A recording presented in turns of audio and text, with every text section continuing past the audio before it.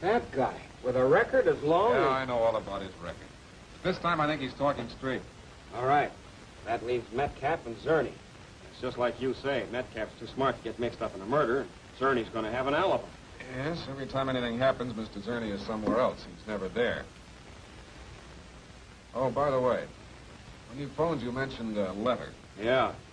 A postcard addressed to Zerny. We found it in his apartment. Phoned you a dozen times today, but no answer. It'll have to be tomorrow evening, Thursday, at 6:30 instead of 8 o'clock. At least Zerny had an appointment with somebody at 6:30. Well, so far we've got nothing to go on except our boyish enthusiasm. What do you say we take a look at that apartment? Good idea.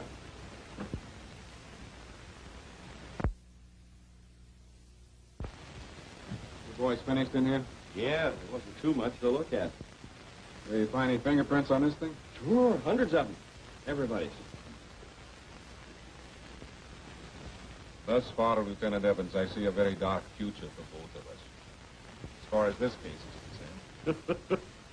You know, it is funny at that. Grown-up people going for a fake like that. Ah, but is it a fake? Danny Watson says this fellow Zerny is on the level, that he really has supernatural powers. You ask me, Danny Watson's the guy with the supernatural powers. Hey, Zerny. Well, good evening, gentlemen. Is it proper for me to ask who you are and what you're doing here? That's the switch. He's asking us. I'm Lieutenant Evans of the Homicide Division. This is Mr. Allen, who you two have met. Where were you at 6:30 tonight? 6:30?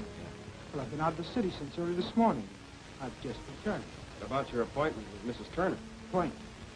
I had no appointment with Mrs. Turner. Let him see the postcard. Phoned you a dozen times today, but no answer. We'll have to be tomorrow evening, Thursday, at 6:30 instead of 8 o'clock. I know nothing whatever about this. This card was delivered to you yesterday. You read it, crumbled it up, and threw it in the wastebasket. The police found it there this morning. Zerny, you're under arrest. Suspicion of murder. So you suspect me of killing this Mrs. Turner? Could be. Stay just where you are, gentlemen. I wouldn't move if I were you.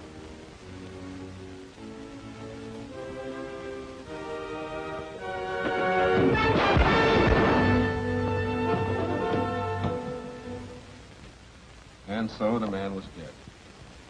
It was almost midnight before I returned here and found my secretary, Miss Kelley, waiting for me.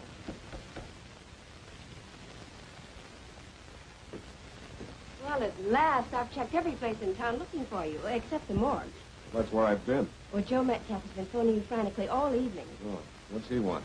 I don't know. He sounded excited about something. He's waiting for you at his office now. Well, he's probably heard that we were looking for Zerny, but that's all over now. I'll call him. No, don't call. It's something he doesn't want to trust to a phone conversation. All right, I'll drop you at home after we stop at his office.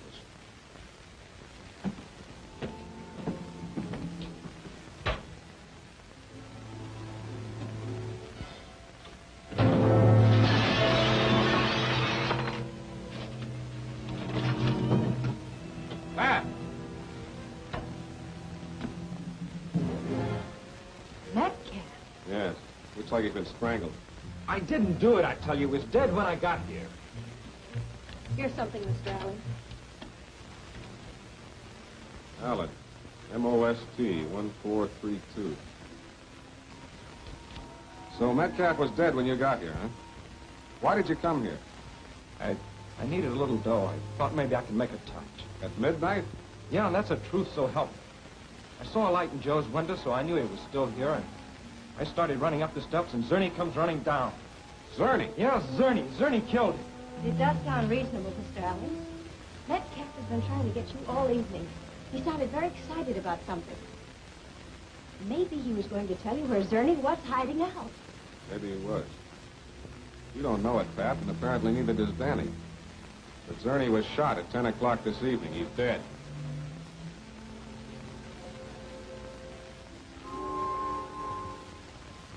So there's the story to date. If you believe, as Lieutenant Evans does, then Danny killed Metcalf. If you believe Danny, Prince Zerny did the killing. If a man officially dead can commit a murder. I'm hoping to clear up the whole affair. You may have the answer already, but... Come on. Sit down right here, Danny. Sorry to be late, Chief. Well, now that you're here, I think we can release Danny. We can what? Let him go. He didn't kill Metcalf. I don't get it. Neither did I at first. Took me quite a while to figure out this message we found on Metcalf's telephone pad. Message? Guess I forgot to tell you. Just a hunch. Allen. M-O-S-T 1432. That's the way I read it at first. Then I got to thinking. Metcalf must have scribbled this hurriedly. The Allen obviously refers to me. But the rest of it is an abbreviation of what he wanted to tell me. M-O could stand for Mohawk. S-T for street. Mohawk Street, number 1432. I thought maybe it was the address of Zerny's hideout. Zerny's hideout is the morgue. Evans, did you ever notice anything unusual about Zerny's eyesight? Oh? Well, the first day I met him, he had trouble reading the warrant I served on him. He made out the drawing on the back of the envelope with the greatest difficulty. What are you trying to prove? That Danny's telling the truth. But Metcalf was about to tell me Zerny's hideout, so Zerny killed him. Now, wait a minute, Chief. At the time Metcalf was killed, Zerny was dead. He couldn't possibly have been there. Yes, I know. Zerny is never there. But let me tell you this. Yes, Miss Kelley. They're here now. Good. Ask Officer Carr to bring the man... No, never mind. Send the man in by himself. Yes, sir. Man? What man? Come right in, Mr. Zerny. Zerny? Now, just take it easy. Sit down. Yes, the man we encountered in the apartment last night wasn't Zerny at all. But I began to suspect as much when he read that postcard so easily. Zerny couldn't have done that because of his bad eyesight. The man you shot was his twin brother. twin? Yes, an identical twin. They worked together. Zerny got all the information, and his brother committed the actual robberies. When the twin was out on a job, Zerny was many miles away, thus establishing an alibi. Except for last evening, when he lost his temper and strangled Mrs. Turner. 2 murders, Mr. Zerny. Mrs. Turner and Joe Metcalf, and this time you won't have an alibi. Why don't you fancy yourself quite clever? No, it's not that I'm clever, it's just that you're stupid. All criminals are. All right, Lieutenant, you can take him away now. Takes good eyesight, Mr. Zerny, to throw straight. I think you look very nice in these, Chief. Yes, they should be quite becoming to him. The man who took the utmost care never to be where he is supposed to be. Now he winds up exactly where he ought to be. Thanks for being with us. We'll be expecting you the next time a case comes before your public prosecutor.